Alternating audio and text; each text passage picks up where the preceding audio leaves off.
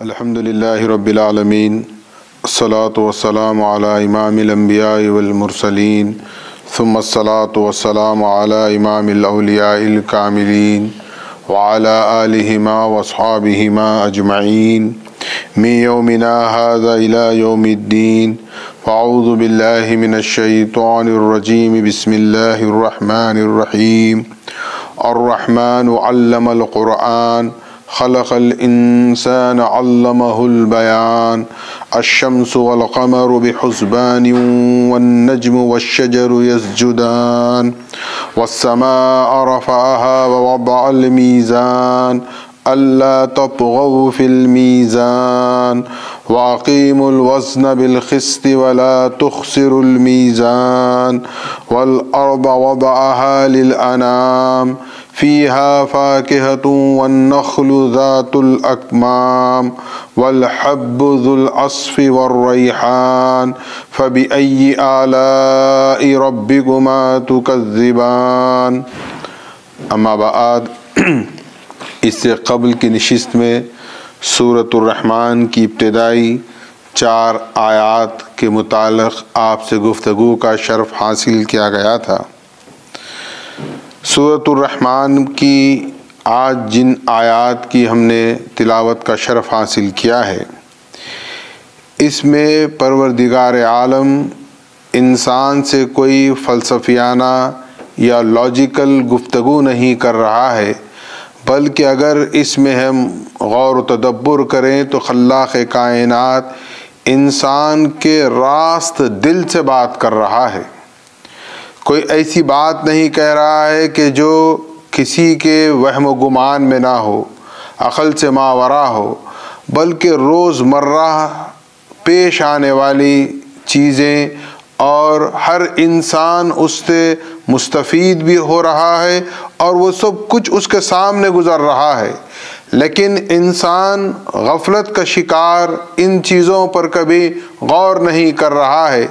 اللہ اسے غور و فکر کی دعوت دیتے ہوئے اپنی خلاقیت، اپنی ربوبیت کی طرف بلا رہا ہے. الشمس والقمر بحسبان، سورج اور چاند.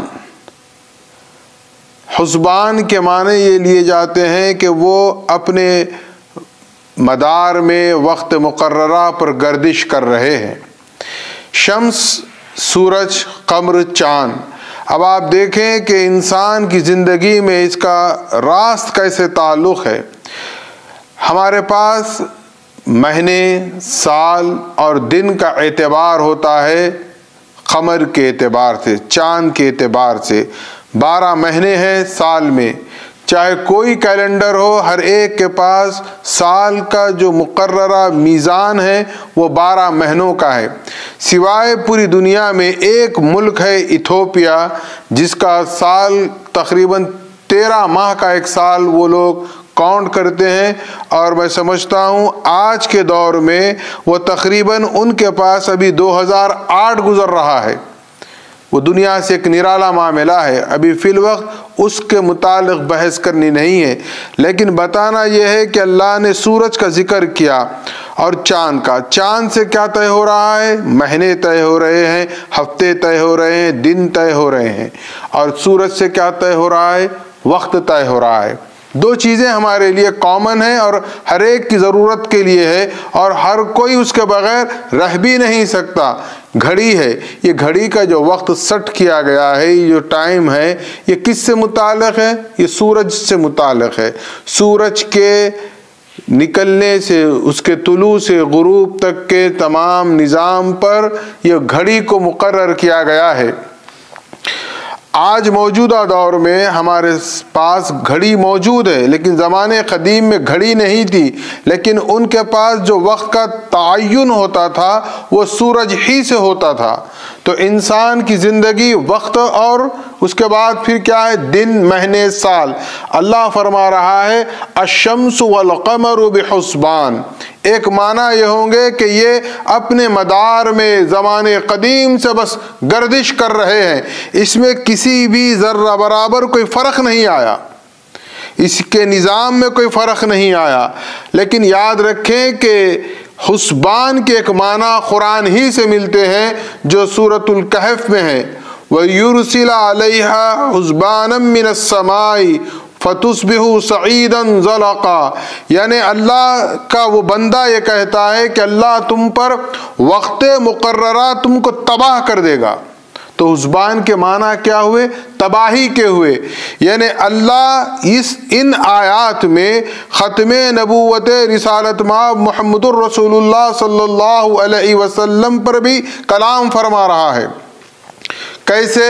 علم القرآن، خلق الرحمن علم القرآن، قرآن دیا، علمہ البیان، اور انسان کو کیا دی؟ گویائی دی۔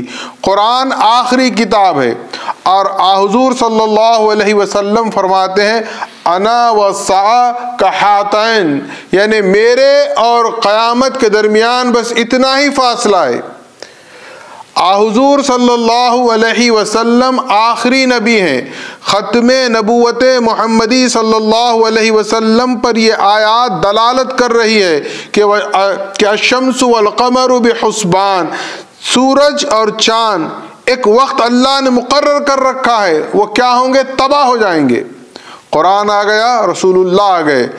جس زمانے میں قرآن نازل ہوا وہاں پر ان کا تصور دو نہیں تھا، جیسا کہ آج ہمارا تصور ہے کہ قرآن الگ ہے، رسول اللہ الگ ہے۔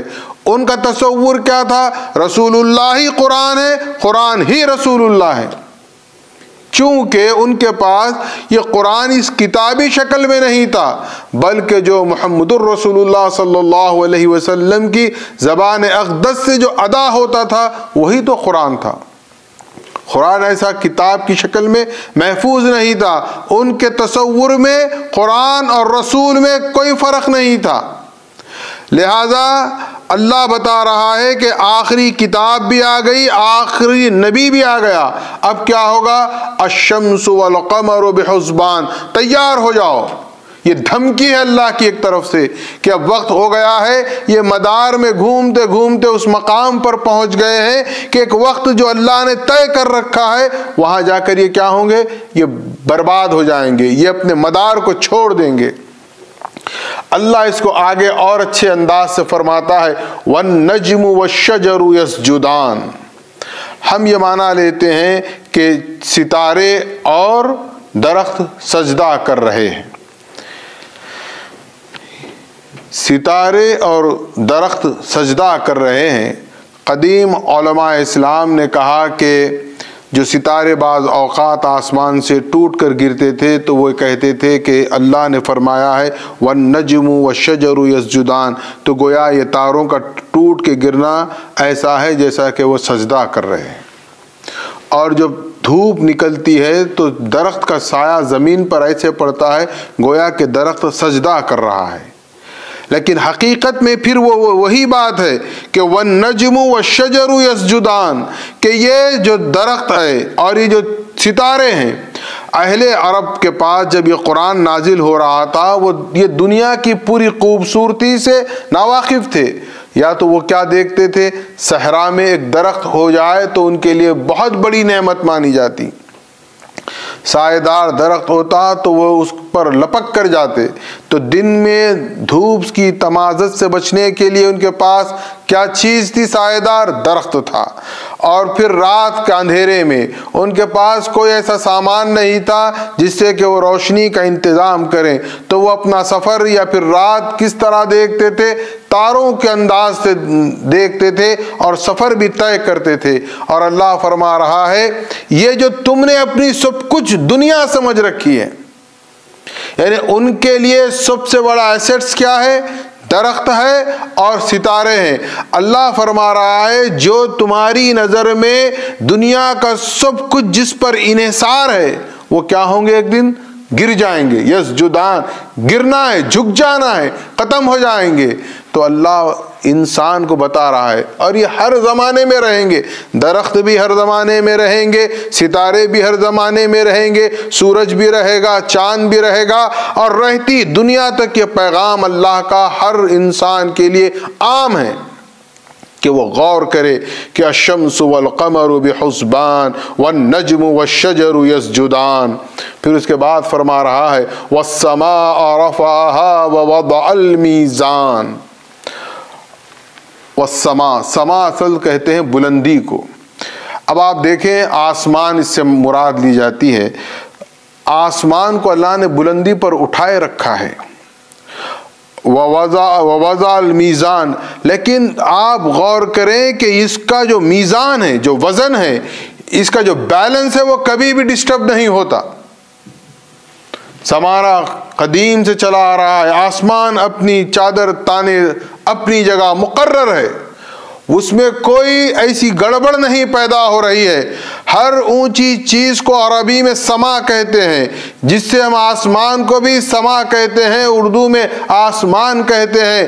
اور یہ ایسا مقرر ہے، اس میں کوئی تبدل نہیں آ رہا ہے، ایک میزان کے ساتھ کھڑا ہوا ہے. اس کے اندر اب گلیکسی آ گئی، دنیا بھر آپ جتنی اس پر گفتگو کریں گے کم ہے. لیکن آپ دیکھیں یہ آسمان میزان پر ہے، بیلنس میں ہے. اللہ نے کائنات کو جو قائم کیا ہے وہ بیلنس پر قائم کیا ہے، میزان پر قائم کیا ہے. اب آپ دیکھیں اللہ بات کہاں کی کر رہا تھا؟ الشمس والقمر بحسبان والنجم والشجر يسجدان والسماء رفعها ووضع المیزان. یہ گلیکسی کی بات ہو رہی ہے، نباتات کی بات ہو رہی ہے. فوراً اللہ بنی نوع انسانوں کی طرف متوجہ ہو رہا ہے. اللہ تطغوا فی المیزان، خبردار تم میزان میں کٹوتی نہیں کرنا، ڈنڈی نہیں مارنا. اب ہم سمجھتے ہیں کہ اللہ تطغوا فی المیزان سے یہاں پر صرف یہی معنی لیں گے کہ جو تاجر ہیں، جو ناپ تول میں ڈنڈی مارتے ہیں، ان کو تنبیہ کی جا رہی ہے. ایسا نہیں ہے، یہ ہر انسان کی پوری زندگی کو اللہ رب العزت بیان فرما رہا ہے. میزان صرف ترازو کا نام نہیں ہے، میزان روابط کا بھی نام ہے. میزان یعنی تعلقات، رشتہ داری، انسان کو اس میں بیلنس رکھنا ہے. مثال کے طور پر ماں باپ کے اپنے حقوق ہیں، بیوی کا اپنا حق ہے، اولاد کے اپنے حقوق ہیں. گھر کے اندر یہ تین حقوق میں بیلنس کو برابر رکھنا ہے. بیوی کے ہو گئے تو ادھر ماں باپ کا حق ختم، ماں باپ کے ہو گئے تو بیوی بچوں کا حق ختم. کسی کے بھی حق میں کمی کریں گے تو پھر اللہ تطغوا فی المیزان کے زمرے میں ہے. اللہ فرما رہا ہے نہ صرف یہ گھر کے اندر بیوی بچے ماں باپ، باہر نکلیں گے رشتہ داروں کے ساتھ ان کے اپنے جو حقوق ہیں، جو مراسم ہے، اس میں میزان رکھنا ہے. دین اسلام میزان کا نام ہے، بیلنس کا نام ہے. آج مسئلہ یہ ہے یا تو ہم ایکسٹریم ہو جاتے ہیں، اور ایکسٹریم بھی کیسے ہوتے ہیں؟ جو چیز ہم کو سمجھ میں آتی ہے ہم اس میں ایکسٹریم ہو جاتے ہیں اور سمجھتے ہیں کہ ہم کامیاب ہیں اور ہم دین کو سمجھ گئے ہیں.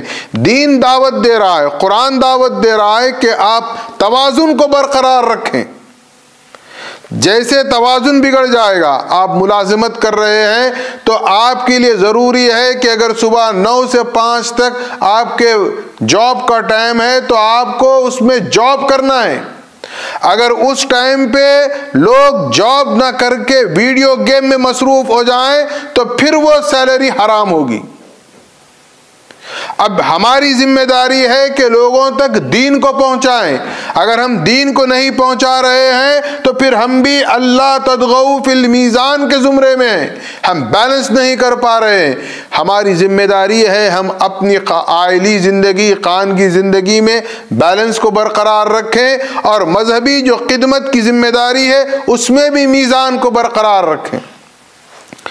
ہر شے کے لیے میزان ضروری ہے. اور غور کریں اللہ نے یہاں پر کوئی دلیل نہیں پیش کی، میزان ضروری ہے. ہر چیز میں میانہ روی جس کو کہا جائے گا. شدت پسندی دین کا نام نہیں ہے. ہم کیا کرتے ہیں، جو چیز ہم کو سہولت بخش لگتی ہے اس کو بہت آسانی سے قبول کر لیتے ہیں، جس میں ذری دشواری ہوتی ہے اس کو ترک کر دیتے ہیں.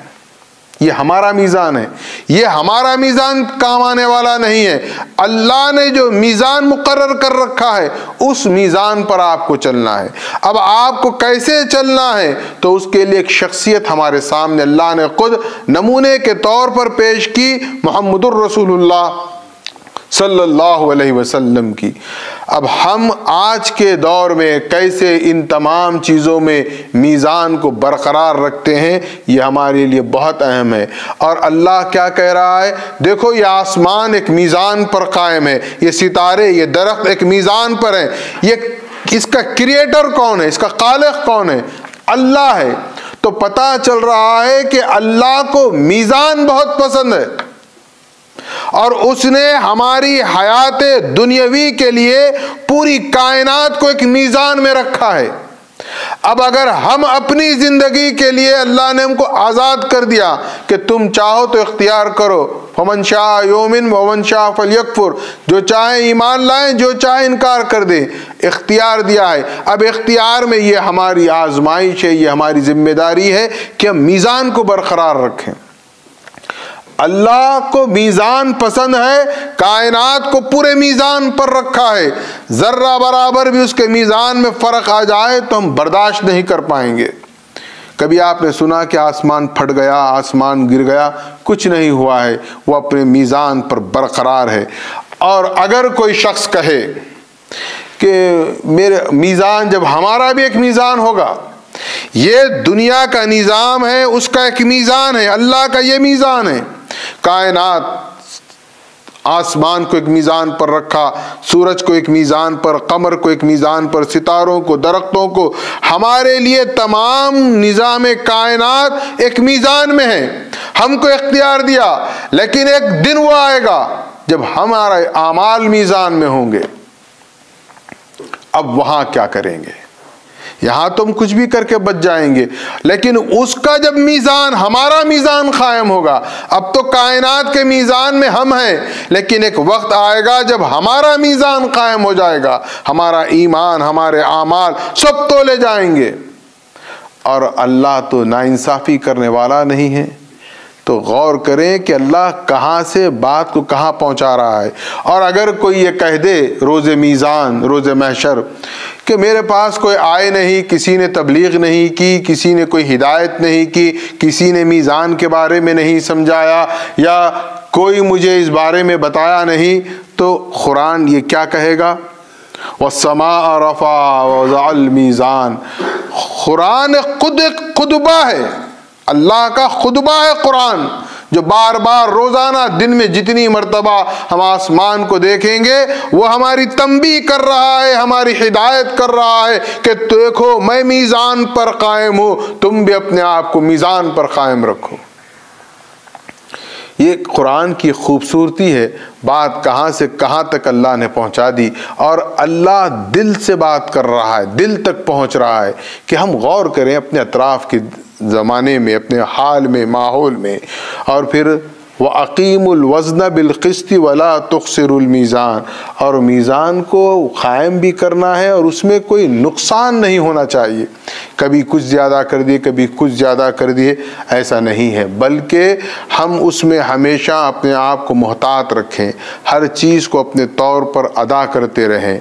ہماری یہی تو آزمائش ہے، جنت کب ملنے والی ہے، اللہ کا دیدار کب ہونے والا ہے، جب اس کے احکامات کی پیروی کریں گے۔ اللہ نے ایک ہمیں پورا سلیبس دیا ہے، ہم سلیبس فالو نہیں کریں گے اور کہیں گے نتیجہ ہمارے حق میں آئے اور ہمیں جو ہے پرائز ملے، تو یہ کیسے ممکن ہے؟ سوچئے آپ کبھی۔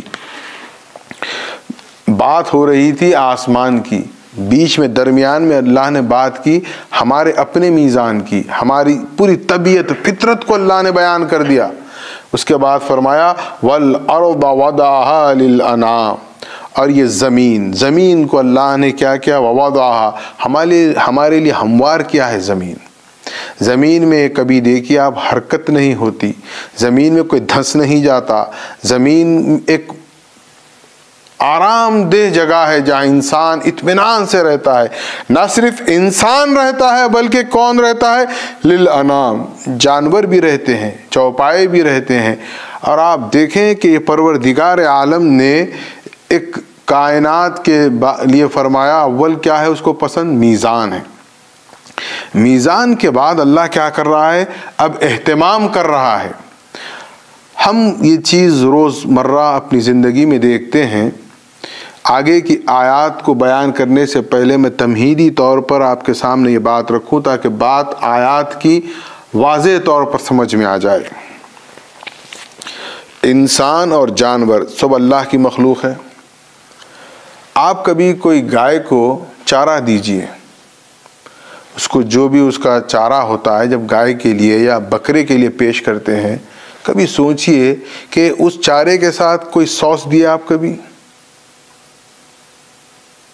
کیا کوئی جانور نے کہا یہ چارہ مجھے ایسے دے رہے ہو، اس میں نمک کم ہے، مرچی کم ہے؟ کیوں؟ کیونکہ جانور کو اللہ نے ذائقہ نہیں دیا ہے، اس کو ذوق نہیں ہے، وہ کچرے میں سے بھی کھا لے گا۔ برعکس آپ آ جائیے انسان پر۔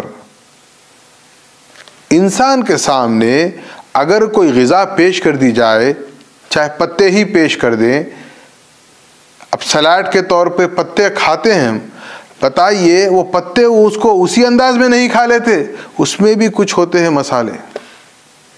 یہ ذائقہ انسان کی فطرت میں ہے۔ اور ہمارا رحمان اللہ کیسا ہے، اس کا اہتمام کر رہا ہے ہمارے لیے۔ جانور بھی ہم دیکھ رہے ہیں اور خود بھی کھا رہے ہیں، کبھی کھا لیں اترا ہوا کھانا، کبھی بدبودار غذا کو کھا کر بتا دیں، کھا ہی نہیں سکتے۔ اچھا، جانور اور انسان کے لیے دونوں کس لیے ضروری ہے؟ دونوں کے لیے کیوں ضروری ہے غذا؟ جینے کے لیے، زندگی کے لیے۔ جانور بھی گھاس پھوس کھاتا ہے، پتے کھاتا ہے، جو بھی اس کی غذا ہے کھاتا ہے، تو کیوں کھاتا ہے؟ تاکہ وہ زندہ رہے۔ انسان کیوں کھاتا ہے؟ تاکہ وہ زندہ رہے۔ دونوں کا مقصد ایک ہے۔ دیکھیے آپ، جانور کا بھی انسان کا بھی غذا کھا رہا ہے زندگی کے لیے، لیکن اس کو ذائقے کی کوئی پرواہ نہیں ہے۔ جانور کو کبھی شکوہ شکایت جانور نہیں کرتا، کچھ نہیں کرتا، لیکن یہ انسان ہے۔ انسان کی فطرت میں اللہ نے یہ اہتمام کیا ہے کہ اس کو ذوق ہو، ذائقہ ہو۔ اب وہ ہم کو اللہ نے پیدا کیا، اللہ ہماری فطرت کا خالق ہے، ہمارے ذوق کو جانتا ہے۔ کیسا انتظام ہو رہا ہے دیکھیے آپ۔ فیہا فاکہۃ والنخل ذات الاکمام۔ فیہا فاکہہ، اب کیا ہے اس زمین میں؟ پھل۔ یہ فاکہہ جو ہے دراصل فقیہتن کہتے ہیں عربی میں مسکرانے کو، خوشی سے جو مسکراتے ہیں اس کو کہتے ہیں۔ اب اسی سے بنایا گیا فاکہہ، جس کو ہم اردو میں کہیں گے میوہ۔ اب آپ دیکھیں دنیا میں آج ہزاروں اقسام کے میوے ہیں۔ ہم کبھی سیب کھائیں، موز کھائیں، بیسیکلی دونوں میٹھے ہیں، لیکن کبھی غور کیے دونوں کے مزے الگ ہوتے ہیں۔ میٹھا اپنی جگہ ہے، سیب کا مزہ الگ ہوگا، موز کا مزہ الگ ہوگا، تربوز کا مزہ الگ ہوگا، خربوزے کا مزہ الگ ہوگا، اور دونوں میں کیا ہوگا؟ لیکن بنیادی طور پر میٹھے ہیں۔ اور جب انسان میوہ کھاتا ہے تو اللہ نے اس کو کیا کہا؟ فاکہہ، یعنی وہ کیا ہوتا ہے؟ خوش ہو جاتا ہے۔ انسان کی یہ فطرت ہے کہ وہ کسی بھی موڈ میں جب میوہ کھاتا ہے تو خود بخود چہرے پر اس کے ایک چمک پیدا ہوتی ہے اور وہ مسکرانے لگ جاتا ہے۔ اس کے پیٹ میں بھی غذا نہیں اترتی، اس کا چہرہ کھل اٹھتا ہے۔ اب یہ میووں کو کس نے پیدا کیا؟ اللہ نے پیدا کیا۔ کس کے لیے پیدا کیا؟ ہمارے لیے پیدا کیا۔ کتنے ہزاروں اقسام کے میوے ہیں، ہم گن نہیں سکتے۔ کیسے کیسے ذائقے کے کھانے ہم کھاتے ہیں۔ ہم ذائقے کا کھانا کھا کے بھی کیا کرتے ہیں؟ لیکن یہ ذائقہ ہمارے پاس ہے، اہتمام اللہ کر رہا ہے۔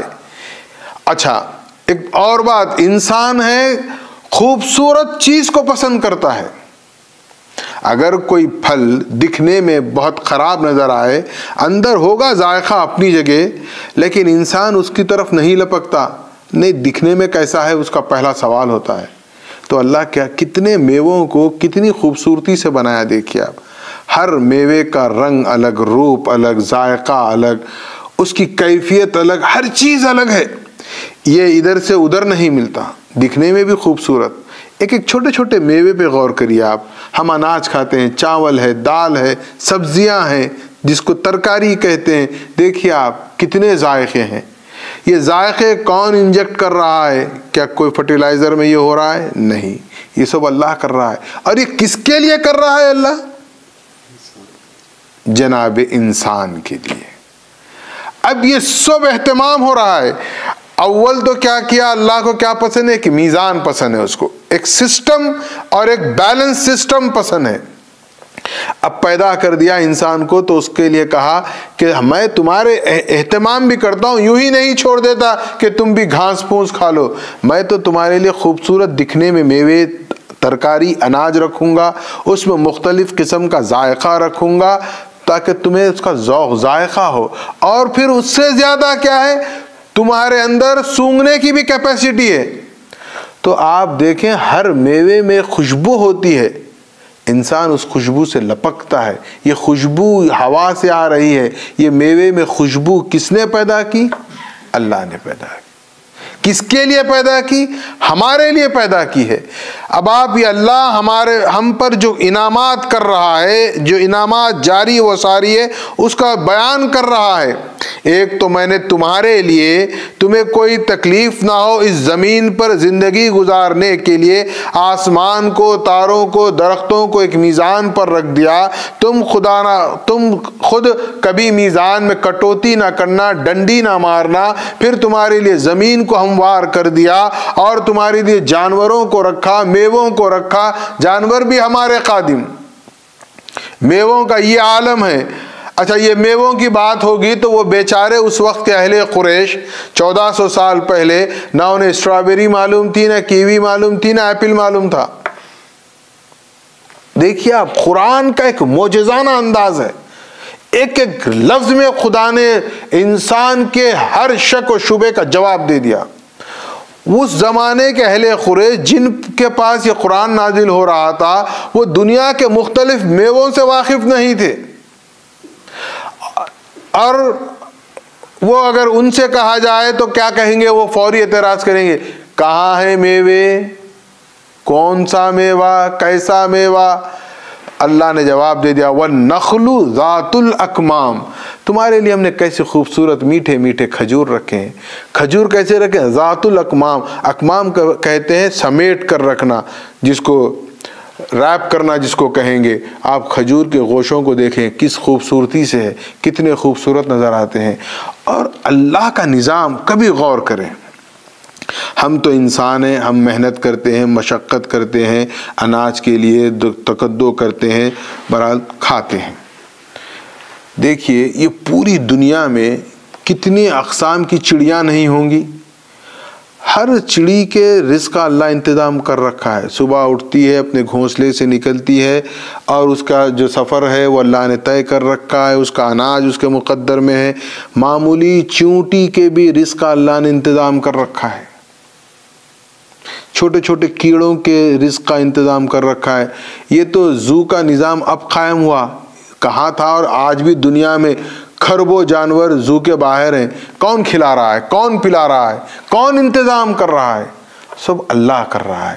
سردی سے، بارش سے، گرمی سے ان پرندوں کو کون محفوظ رکھ رہا ہے؟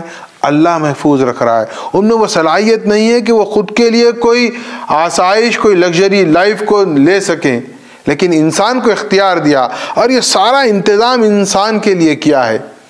اس کے بعد اللہ چاہتا کیا ہے یہ سب کر کے؟ اللہ چاہتا ہے میرے بندے، میرے پیارے بندے، تو شکر گزار بن جا۔ اللہ ہم سے چاہتا ہے کہ ہم شکر گزار بنیں۔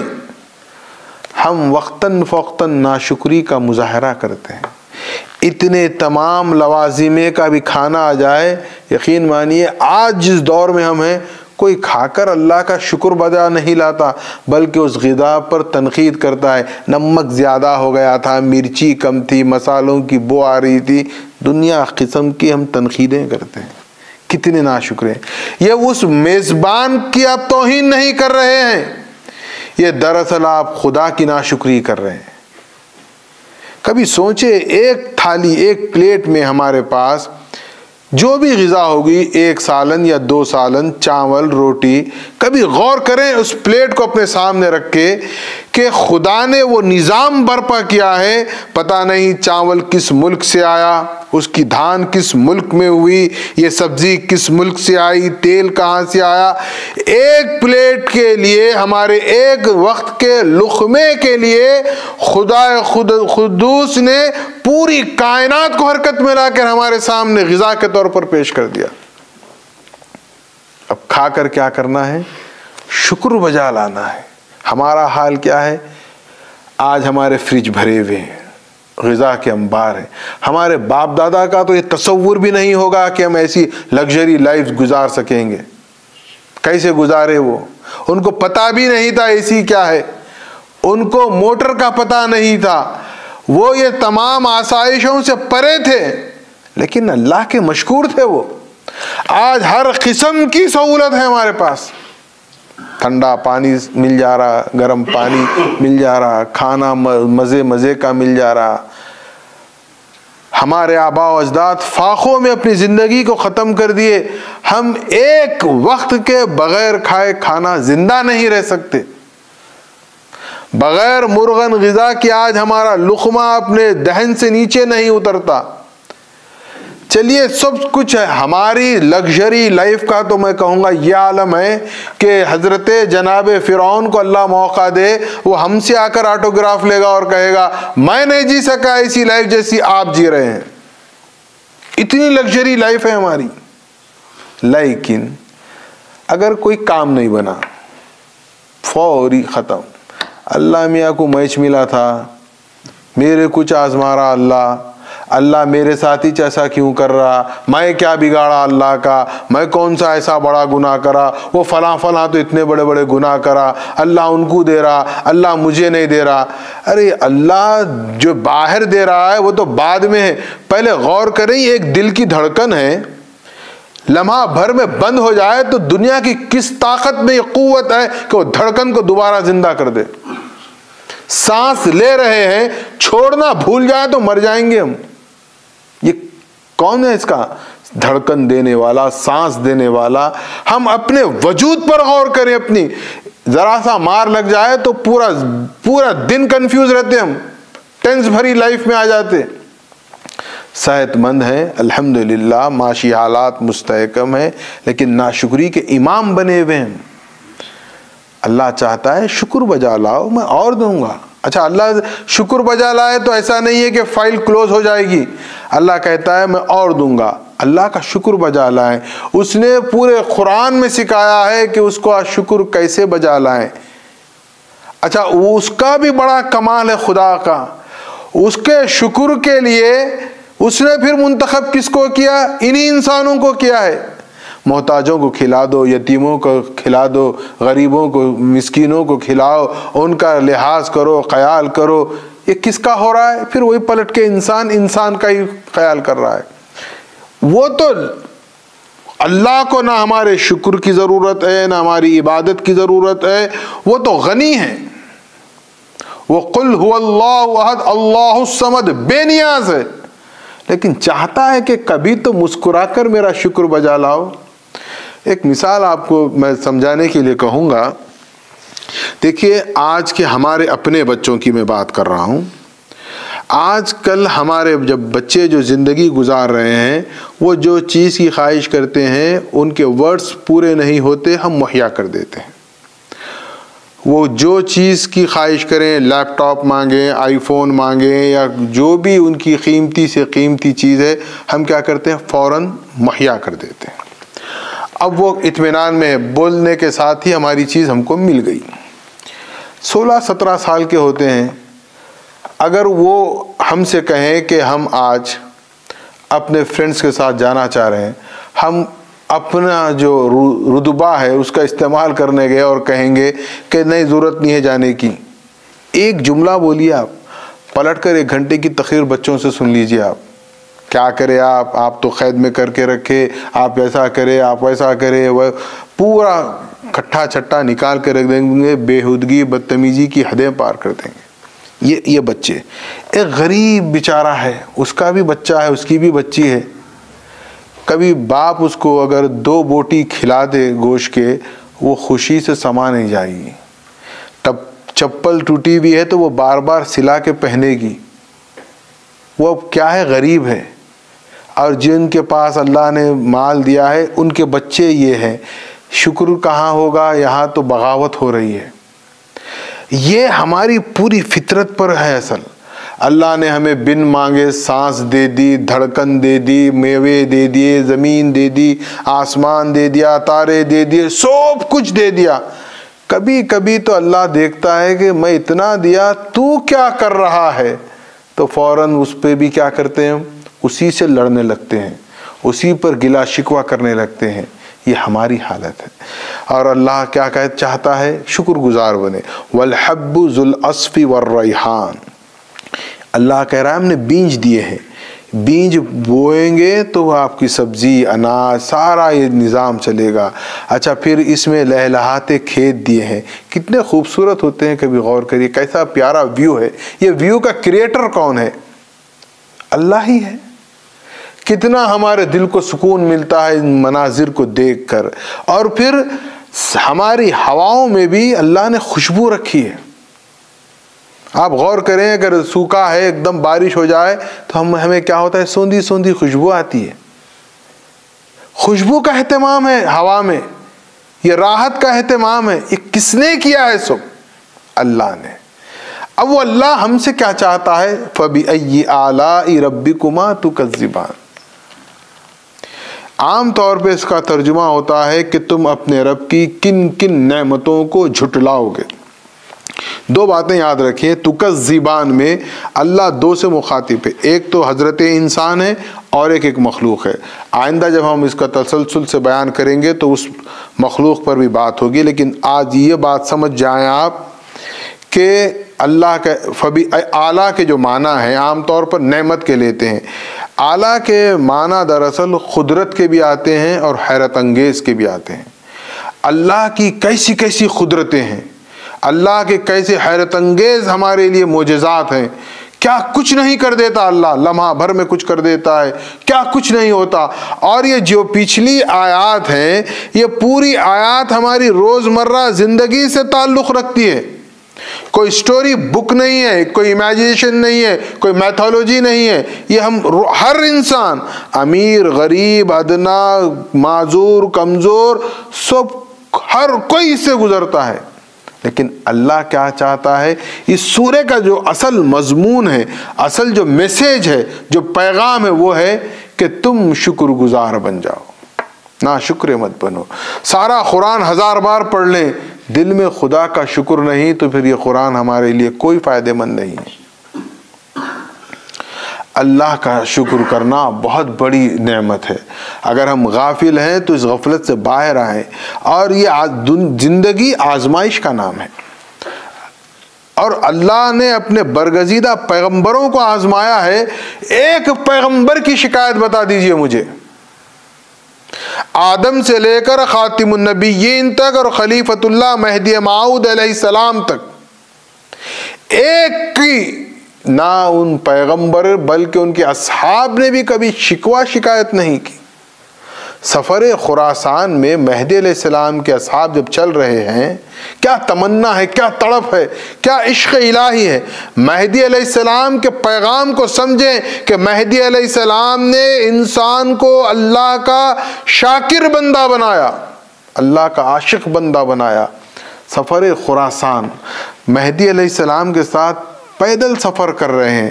کیسے سنگ، آج ہم لگژری کاروں میں تھک جاتے ہیں، آپ کو پتا ہے BMW میں بھی بیٹھ کے تھکتے ہیں ہم. ایک سے ایک مرسیڈیز میں بیٹھ جائیں، ایک گھنٹہ تو کمر میں درد ہو رہا، کچھ بھی ہوتا، تھک جاتے برعالم. یہ ہماری ہے حالت. ان کی حالت کیا تھی؟ سفر خراسان، دھوپ، سختی، فاقے، یہ عالم میں چلتے چلتے پیروں پہ چھالے پڑ گئے.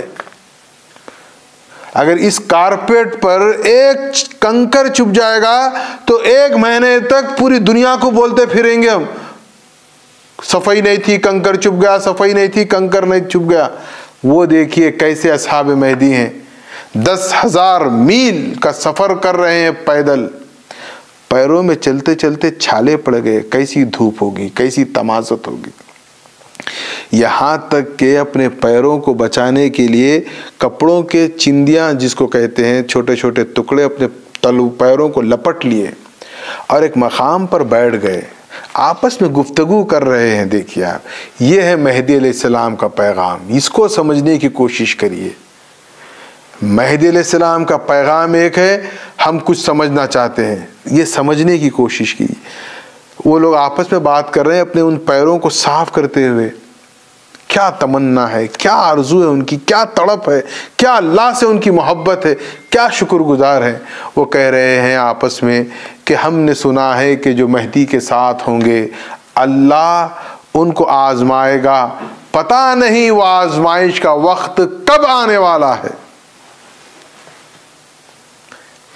मेहदी अलैहिस्सलाम जब सुनते हैं तो फरमाते हैं वो वक्त से ज़्यादा तुम्हारी आजमाइश हो रही है, लेकिन तुम इश्क़ इलाही में ऐसे महू हो कि तुम्हें एहसास नहीं हो रहा है। ये है महदवियत। मेहदी अलैहिस्सलाम ने फ़बिअय्यि आलाइ रब्बिकुमा तुकज़्ज़िबान का हर महदवी को मज़हर बनाया। वो उसकी कुदरतों का शुक्रगुजार होता है, उसकी नेमतों का। हमारी तारीख़ भरी पड़ी है। हमारे बुज़ुर्ग, हमारे असलाफ 7-7 दिन 10-10 दिन का फाखा रखते, लब पे शिकायत नहीं करते, शिकवा नहीं करते कि परवरदिगार हमको क्यों भूखा मार रहा है। और अगर मुयस्सर भी आ जाता तो पहले देखते कि दायरे में कोई मुझसे ज़्यादा मुस्तहक़ तो नहीं है, उसको पहुँचा देते। और अगर खा लेते, तनावुल फरमा लेते तो अल्लाह का शुक्र बजा लाते।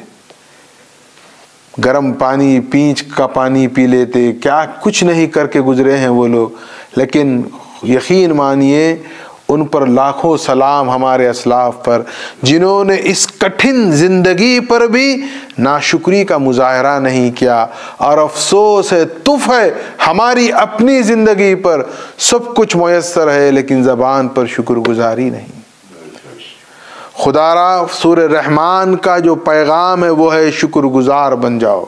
आजमाता है अल्लाह, दुख दर्द तकलीफ़ होना है, होगी, लेकिन शुक्रगुजार रहना है। सानिया मेहदी रज़ी अल्लाह ताला अन्हु को जब कैद किया गया, आपके जिस्म अत्थर पर जब ज़ख़म आ गए जंजीरों से, आपसे पूछा गया तो आप कितना प्यारा जवाब देते हैं।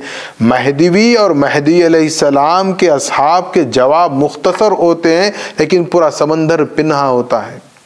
कहते हैं अगर मैं तकलीफ़ को ज़ाहिर करूँगा तो गोया मैं अल्लाह से शिकायत करने वाला गया हूँ, और अगर तकलीफ़ को छुपा लूँ और अगर तकलीफ़ को ना बयान करूँ तो झूठ होगा।